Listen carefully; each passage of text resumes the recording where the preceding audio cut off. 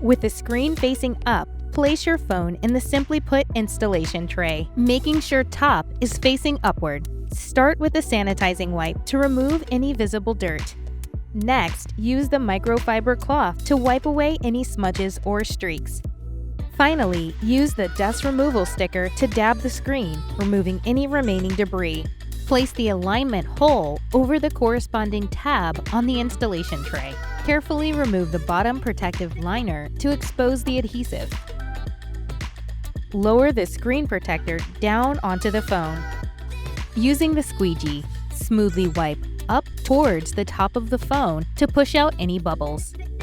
Once fully applied, it's now time to carefully remove and discard the top liner. Your screen protector is now securely installed and ready to use.